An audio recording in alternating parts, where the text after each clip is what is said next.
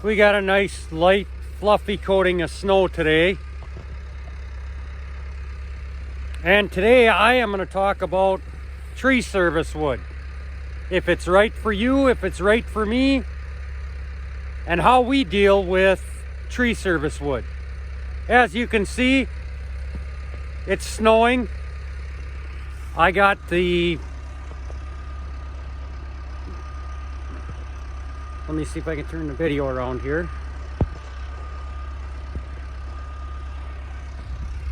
As you can see behind me, we got the 646 Valmet warmed up. And we are going to pick up all this tree service wood that got delivered yesterday. Lots of nice oak, some ash, some maple. So we're going to pick it up. We're going to sort it. And we're going to go pile it up. And I'll explain to you a little bit more as we get through it. That's some nice oak right there. There you can see another pile of tree service wood that's about a month and a half's worth of wood from one of my tree service guys.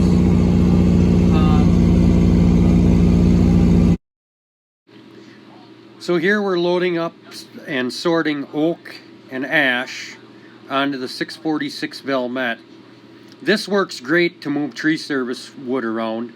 One thing you need to consider is make sure you have a machine that you can handle the wood to be able to move it around. Some of it gets to be pretty good size. We sell a lot of oak separately from our mixed hardwood, so that's why I'm sorting it here. This stuff I'm sorting to pile up for our new Easton made that'll be here soon. That stuff is all too big for our firewood processor. The ash that goes on the front is just perfect size for the firewood processor.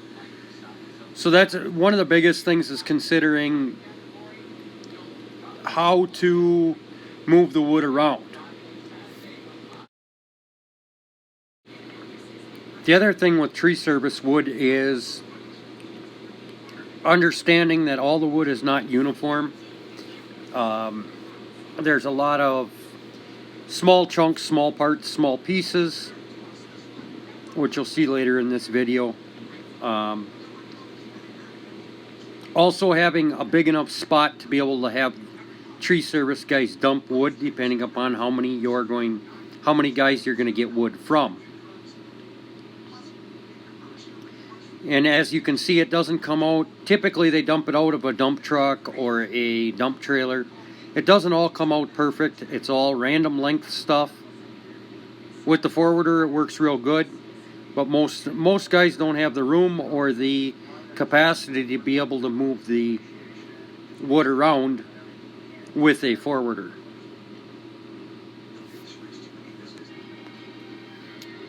When the tree service wood comes in, the other part of getting the wood is getting in and out easily, efficiently, and as quick as the tree service guys can. So again, having enough room is a key factor to whether or not you can accept tree service wood. As you can see, that stuff there that I'm picking up now, this ash, it's all pretty straight, pretty nice. And it's just perfect size for our Dyna firewood processor.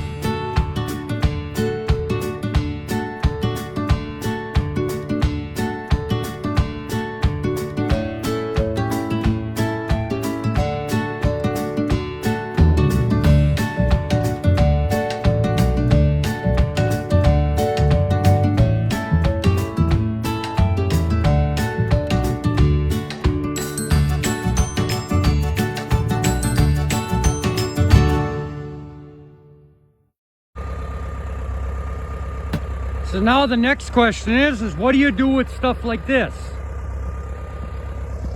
Pieces that are too short to make good firewood. Little chunks.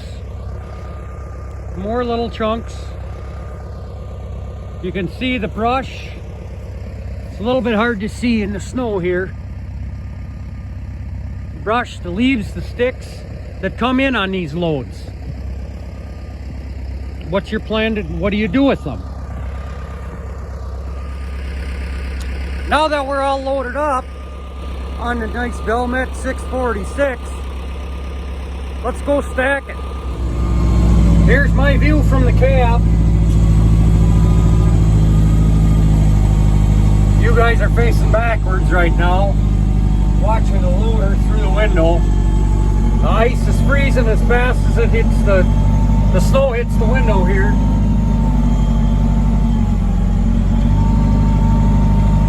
It's all some pretty nice stuff on that load, that last load that came in. Everything you see there came in the last 2 or 3 days here. There you can see another pile of tree service wood that's about a month and a half's worth of wood from one of my tree service guys. They bring me a lot of wood, a lot of good wood, a lot of junk wood. I told them I really don't care, because whatever we can't use goes through the chipper.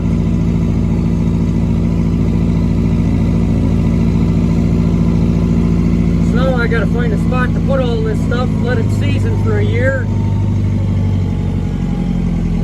and then we can do something with it. I think we're gonna go up this track right here and see if we can find a spot for it. There you can see a whole pile of tree service wood that came in. That was about 3 loads from one of my other guys. A lot of that is all pretty big stuff though.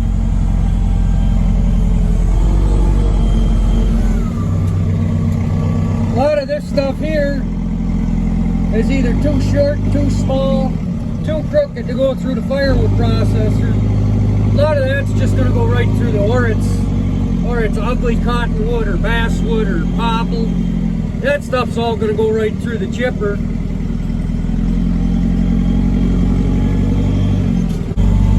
There's another pile of tree service wood that came in from a power line clearing job that Asplin had. I took all their chips and all their wood.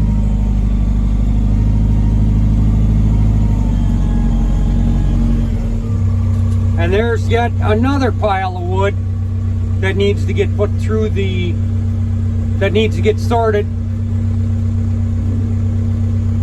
And some of it's going to go through the chipper, some's going to go into my wood stove,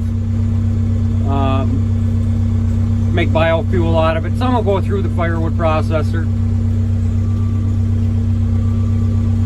But I've never not taken any wood from my tree service guys.